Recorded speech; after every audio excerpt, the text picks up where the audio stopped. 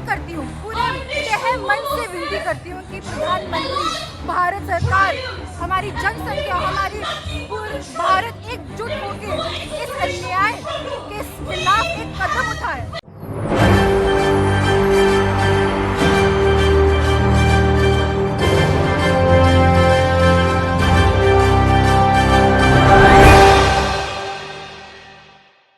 नमस्कार, मैं दौलत शर्मा और आप देखना शुरू कर चुके हैं SPN9 न्यूज। क्या अब मणिपुर सरकार संभाल नहीं पा रही है? क्या सरकार ही जिम्मेदार है जो मणिपुर में हो रहा है? क्या अब मणिपुर में राष्ट्रपति शासन लगा देना चाहिए? ये सवाल लगातार जनता कर रही है, ये सवाल लगातार विपक्ष संसद में बैठकर कर रही है, जिसका जवाब भाजपा और उनके मंत्रियों, उनके सांसदों, यहाँ तक खुद प्रधानमंत्री मोदी पर भी देने को नहीं हो रहा है।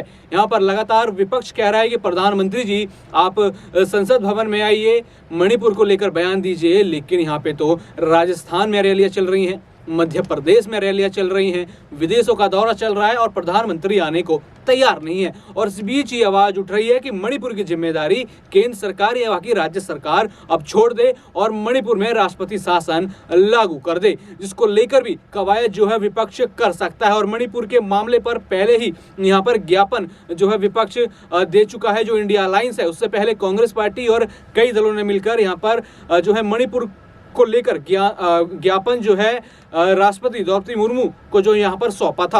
और अब वो चाहते हैं कि अब सरकार के हाथों से मणिपुर छीन के अब उसके ऊपर राष्ट्रपति शासन लगा दिया जाए, क्योंकि सरकार वहाँ की स्थिति कंट्रोल नहीं कर पा रही है। आपने सबने सुना होगा कि वहाँ के मुख्यमंत्री का क्या बयान आता है। वहाँ के मुख्यमंत्री का बयान आता है कि ये घटना अगर वायरल हो गई तो आपको इतना लग रहा है, यहाँ तो रोज ऐसी घटना होती है। मानो कितने शर्म की बात है कि रोज ऐसी जहाँ घटना हो रही हो, वहाँ का मुख्यमंत्री उसी तरीके से बेशर्मी से जो है सीट पर बैठा हुआ है और ना ही कोई एक्शन यहाँ लेता हुआ नजर आ रहा है। उसके बाद उम्मीद जब राज्य से खत्म हुई तो लोगों ने केंद्र पर उम्मीद लगाई कि केंद्र में गृह मंत्री बैठे हैं, प्रधानमंत्री बैठे हैं, वो हमारा हल निकालेंगे। यहाँ पे अमित शाह हल निकालने के लिए पहुंचते हैं तो क्या देखते हैं कि उनके दौरे के दौरान भी उस 2 दिन लगातार हिंसा जारी रहते हैं और अमित शाह वापिस आ जाते हैं। और वापिस आने के बाद कहते हैं कि शांति बहाल की बात की गई, लेकिन शांति बहाल की बात कैसे की गई? शांति बहाल तो वहां पे अभी तक दिखाई नहीं दे रही और उसी को लेकर संसद में हंगामा मचा हुआ है और आप उस हंगामे का जवाब नहीं दे पा रहे हैं। यहाँ पे आप कहते हैं कि आइए बैठ के बात करते हैं,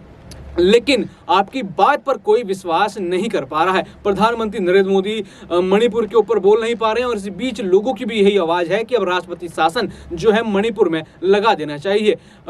लोगों की प्रतिक्रिया लगातार क्या आ रही है? एक सर्वे भी हमने आपको पिछले दिनों पढ़ के बताया था, जिसमें हमने कहा था कि यहाँ पर 78% लोग चाहते हैं कि अब राष्ट्रपति शासन मणिपुर में लग जाए, क्योंकि वहाँ की सरकार मणिपुर को नहीं संभाल पा रही है और ना ही केंद्र सरकार मणिपुर के कोई हालात संभाल पा रही है। तो अब ये हो गया है कि जनता भी कह रही है कि अब सारी हक और मणिपुर में शांति अब एक ही तरीके से आ सकती है कि यहाँ पर उस पर राष्ट्रपति शासन लगा दिया जाए। ये सवाल लगातार मणिपुर में तब से उठ रहा है जब से वो वायरल वीडियो सामने आया है। साथ ही वो वायरल वीडियो जब से सामने आया है, देखा गया कि किस तरीके से वहाँ की महिलाओं पर जुल्म हो रहे हैं। वहाँ पे 2 महिलाओं को, मैं माफी चाहूंगा ऐसे शब्दों का इस्तेमाल कर रहा हूँ, क्योंकि वो वीडियो ना तो दिखाई जा सकती है और ना ही बताई जा सकती है। इतनी दर्दनाक वीडियो है कि जिसको देखकर पूरे देश का दिल दहल गया और देश के लोगों के अंदर गुस्सा जो है भर गया।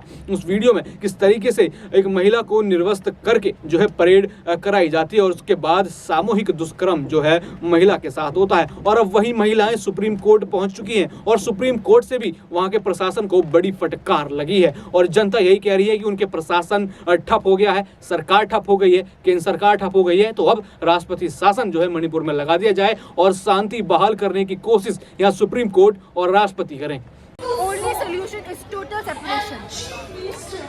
अभी तक वीडियो वायरल होने के बावजूद भी देश में उस राज्य में शांति नहीं है। अभी तक फायरिंग की दुर्घटना सामने आ रही है। अभी तक शांति क्यों नहीं है? मैं ये भारत सरकार से प्रश्न करना चाहती हूँ। क्या एक और वायरल वीडियो का इंतजार हो रहा है? क्या एक और वायरल वीडियो या कोई और भी बहरे दुर्घटना के बाद ही वो कोई कदम लेंगे? ये सब नहीं होता अगर भारत सरकार समय पर इंटरवीन कर रही है। मैं बस एक ही चीज़ कहना चाहती हूँ हमारे प्रमुख प्रधानमंत्री के मोदी जी को कि हम भी भारतवासी हैं, हमारे अंदर भी भारत का खून है, तो हमारे साथ ये अंतर क्यों, हमारे साथ ये भेदभाव ना करके हमारी चीखों का जवाब दीजिए, कोई कदम उठाइए जिससे शांति हो, जिससे हमारे भाई बहन की और मृत्यु ना हो, ताकि हम भी अपने हक के लिए लड़ सके, जिंदा रहे। जितना गुजरात उनके लिए मायने रखना होता है, उतना मणिपुर भी मायने रखना चाहिए, क्योंकि हम भारतवासी हैं, हम इलीगल इमिग्रेंट्स नहीं है। आधार कार्ड है हमारे पास, आधार कार्ड से दिखता है कि हम भी भारतवासी हैं और हमारा भी हक है, इस मिट्टी पर हमारा भी हक है। आपने कभी सोचा था कि देश का प्रधानमंत्री आप लोगों को इग्नोर करेगा, आपकी बात नहीं सुनेगा? ये तो मैंने कभी सोचा नहीं, बट चाहे कितनी भी देरी हो जाए, बेटर लेट देन नेवर। इसलिए मैं ये विनती करती हूँ, पूरे तहे मन से विनती करती हूँ कि प्रधानमंत्री, भारत सरकार, हमारी जनसंख्या, हमारी पूरे भारत एकजुट होके इस अन्याय के खिलाफ एक कदम उठाए, जल्द से जल्द। हम कब से चीखे हैं, हम कब से चिल्लाए हैं, और ये कल की बात नहीं है, ये मई की बात है। तब अभी तक जो बंदा हमारी कठिनाइयों को देखकर भी चुप है, वो क्या मनुष्य कहलाना चाहता है अपने आप को? मनुष्य दिखता लेकिन मनुष्यता नहीं। क्या हम आपके भाई बहन नहीं हैं? क्या आप हमारे हक के लिए ना लड़ोगे जैसे आप अपने भाई बहनों के हक के लिए लड़ोगे? और भी ऐसी खबरें जानने के लिए देखते रहिए SPN9 न्यूज़। धन्यवाद।